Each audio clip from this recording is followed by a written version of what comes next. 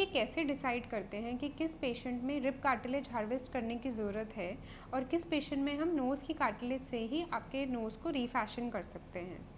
अब आप ये दो डिफरेंट केसेस देखिए। ये फर्स्ट पेशेंट हमारे पास फ्लाई इन करी थी फ़िलीपींस से, जहाँ पे इनकी जो फेशियल फीचर्स होते हैं वो हमारे नॉर्थ ईस्टर्न पेशेंट से काफ़ी सिमिलर होते हैं। फॉर एग्जांपल इनका upper part of the nose और जो टिप है काफ़ी फ्लैट थे और ये श्योर थी कि इन्हें बहुत ड्रास्टिक चेंजेस चाहिए, यानी कि चाहती हैं कि upper part of the nose भी लिफ्ट हो जाए और जो टिप एरिया है वो भी काफ़ी सिग्निफिकेंटली लिफ्ट हो जाए ताकि उनके फेशियल फीचर्स सिग्निफिकेंटली चेंज हो जाएँ। उसी जगह ये दूसरी पेशेंट हमारे पास नॉर्थ ईस्ट से फ्लाई करी थी, जिनके सिमिलर नोज़ के फीचर्स हैं, यानी कि अपर पार्ट फ्लैट है, टिप जो है काफ़ी थिक और बल्बस है और इनका एला भी वाइट था। लेकिन इनकी बहुत स्पेसिफिक रिक्वेस्ट थी कि आप मिनिमल चेंजेस करिए, नेचुरल रिजल्ट्स दीजिए, क्योंकि मैं नहीं चाहती कि इवन फैमिली फ्रेंड्स तक को भी पता लगे कि मैंने कोई मेजर सर्जरी करवाया है। तो इनके केस में हमने डिसाइड किया कि हम रिब कार्टिलेज नहीं हार्वेस्ट करेंगे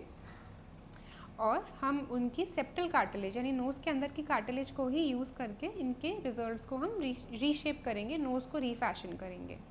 अब ये पहले पेशेंट में आप देख सकते हैं, क्योंकि हमने रिब कार्टिलेज हार्वेस्ट करके इनके upper part of the nose यानी कि डॉर्सम को एलिवेट किया है और टिप को शार्प किया है, वेल लिफ्टेड बनाया है, तो इन दोनों चेंजेस की वजह से ही इनके फेस में एक ड्रास्टिक इंप्रूवमेंट आ गया है, नोज़ की शेप बहुत अच्छे से चेंज हो गई है।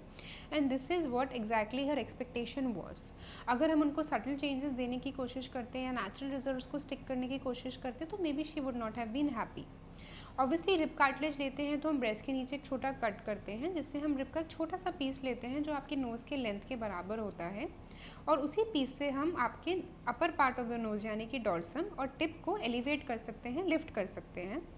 लॉन्ग टर्म में रिब कार्टिलेज लेने के कोई साइड इफ़ेक्ट्स नहीं होते। कोई भी फिजिकल एक्टिविटी, जिमिंग वगैरह आप सब कुछ 1 महीने बाद स्टार्ट कर सकते हैं, कोई भी लॉन्ग टर्म रिस्ट्रिक्शंस नहीं होती हैं, तो रिकवरी भी इस केस में फास्ट होती है। अब यही हम ये दूसरी पेशेंट का आफ्टर रिजल्ट एग्जामिन करेंगे, तो आप देख सकते हैं कि upper part of the nose को हमने कुछ नहीं किया है, क्योंकि ये पार्ट को वो टच नहीं करना चाहती थी।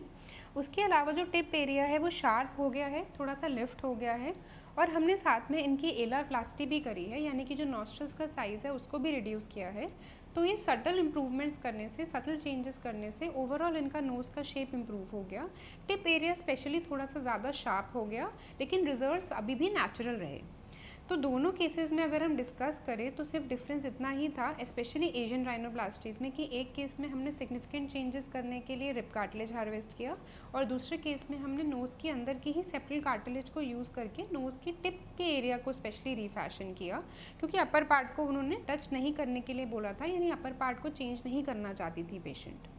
तो अगर आपकी जो एक्सपेक्टेशन है उस हिसाब से आपका कंसल्टेशन और फेशियल एनालिसिस होता है और उसी बेसिस पे डिसाइड होता है कि किस टाइप के रिजल्ट्स आपको वेल सूट करेंगे और आपकी एक्सपेक्टेशन के अकॉर्डिंग सर्जिकल प्लान बनाया जाएगा।